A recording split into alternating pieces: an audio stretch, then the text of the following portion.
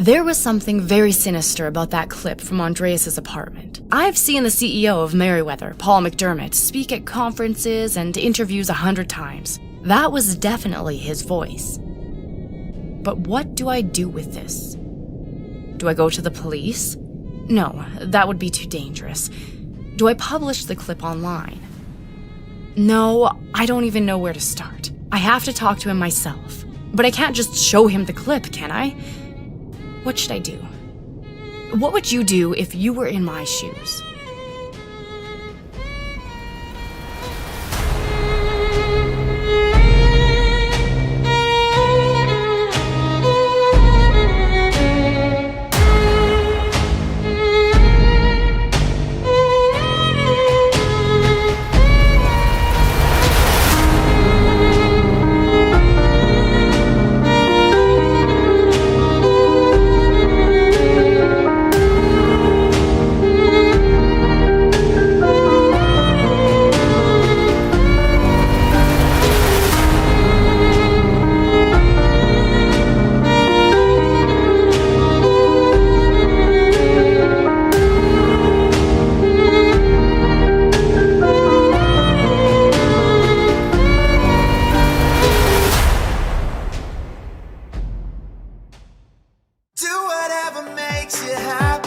Hello, my friend.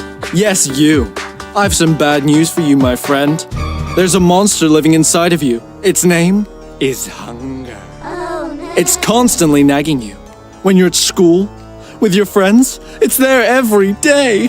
Always screaming for something good to eat, and it's never happy.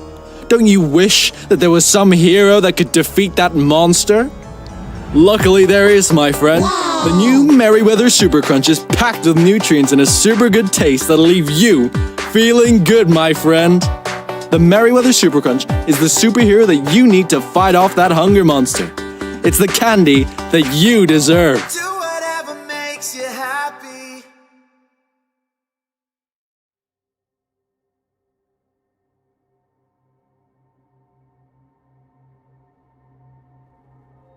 I have to go talk to Paul McDermott myself. I've set up an appointment to meet him at his house this afternoon. I actually have a friend who went to the same school as him. They keep in touch. By that, I mean they fuck sometimes. I got his contact details through her. I told him I wanted a quick interview with him about Merryweather's newest product, the Super Crunch candy. He was very much for it. Hello, Betty. I was just making some dinner. I didn't hear you there. Hi, Paul. Is this a bad time? No, come in, come in.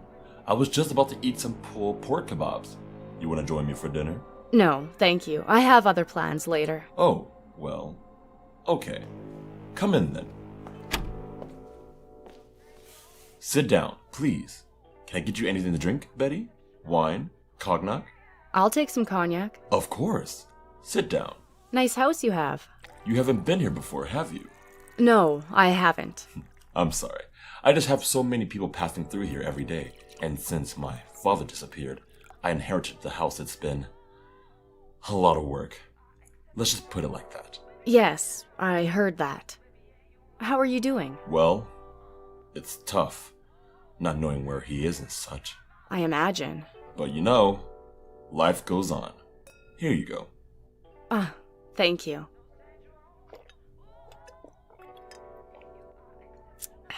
That is good cognac. The finest. Oh, is it? I don't really notice. Well, when you down the entire glass in one sip, it's hard to. It's straight from France. I actually lived in France for 10 years and speak French fluently. Oh? Do you? Really? Je veux le baiser. It's actually te baiser, if you mean what I think you mean. Oh? Is it? What did I mean then? Anyway, you inherited the company from your father, right? Yes, I did. You know, I have a degree in chemistry. So when my dad moved here, we tried to learn everything we could about candy. How it's made, and how to make it better. Can you believe it? Candy is pretty much the basis of my life. It sounds really boring when you put it like that. I'm like a less crazy Willy Wonka. Chemistry. That's a lucrative education, right? Yes. With chemistry, you can create anything. You can do anything. Our brains, all we do, is just chemistry. If you master chemistry, you can master the human brain. You can make people feel anything. I see. Like us now. I would say we have great chemistry. Wouldn't you agree? Well, no, or yes. I mean, I want to ask you about Andreas Johnson. Let me stop you right there, Betty. I've read the newspapers. He says that my company made him do it. You know how crazy that is? Of course, to normal people like me and you, that's ridiculous. I understand you like my opinion on it. It's a good story. People love crazy, ludicrous conspiracies, but I refuse to give such a monster even a second of my time. Oh, okay, I understand. Thank you. Some nice paintings you've got here. Yeah, they are mostly my father's. I see that. You have a lot of them. They're really bright, intense. Yeah, I am kind of a collector. I think I have a couple of 100 around the house right now. Oh, that's cool. They're nice. These are okay. I got some really cool ones in my bedroom. You want to see? No, thank you. You sure? You know what? I can see you're hitting on me, okay? But I'm just not interested. I'm sorry. Can we just focus on work, please? Yeah, of course. What, do you think I was trying to sleep with you or something? No, I guess not. I'm sorry. This is not very professional, Betty. If you want to be a reporter, you can't insult your interviewing object right off the bat. Oh, wow. I'm sorry, Wow, I've never. Just ask me the question you were going to ask me, Betty. I am a busy man. Well, I spoke to Andreas, and he told me... What did I just tell you, Betty?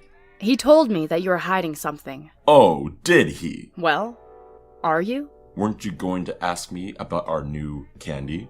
Yes, of course. But I have some other questions first. I invite you into my home.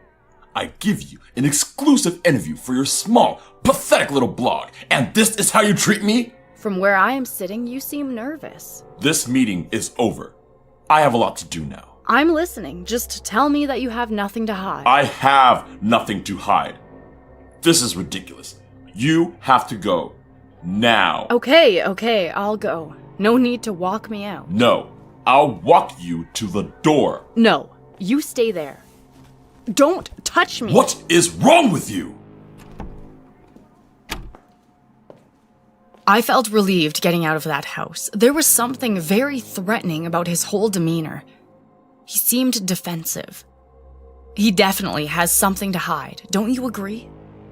That very night, I struggled to sleep. I was just stuck with the image of Paul, how manipulating a figure he was.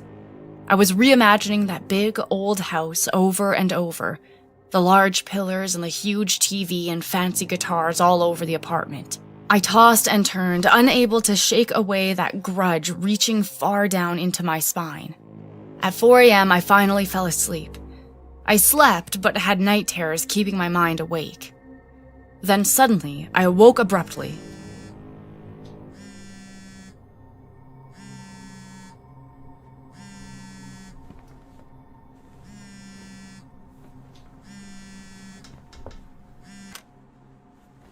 Hello? Stop what you are doing, Betty. I repeat, stop what you are doing right now. Your father is alive, and we will hurt him if you continue. Who is this? That phone call shook me to the bone. I did not know what to do. I immediately drove home to my mom. All my life, she told me my father was dead. When I got there, I was crying and screaming at her for lying to me. We talked all day. She insisted that he was dead. I refused to believe her. She then took me for a drive. We drove for 5 hours until we reached a cemetery. She took me to the tombstone that said, Jack Delaney, loving father of 5, 1958 to 1995. She had been lying to me, but not that he was dead. He had left me and my mom to live with another family. We stood by the gravestone and I cried in her arms for an hour. When we got back home to my mom's, I remember the last thing I said to her was that I appreciate everything you have ever done for me. but I hate you for lying. I hate you so much." She just looked down in shame and I left her. That was the last time I saw her. On the way home, I was filled with an uncomfortable combination of anger and regret. I was just thinking about how much I hated life. How it felt like the world was working against me. How much it all sucks. How it just kicks you while you're down and it does not seem to ever get any better. I was walking down the sidewalk crying. That is the last thing I remember before. A hand reached around my mouth. I struggled to get free. I kicked and hit the person behind me. Another person approaches me from the front. He grabbed my legs. I tried to scream, but I couldn't. The hand around my mouth blocked every sound. They lifted me up and carried me into a van that started driving. I was laying on the floor in the back of the van in terror. I couldn't think. I was shaking as I looked around me at 3 masked people. 2 sitting over me, holding me down, and 1 driving. Where are we going? Are they going to kill me?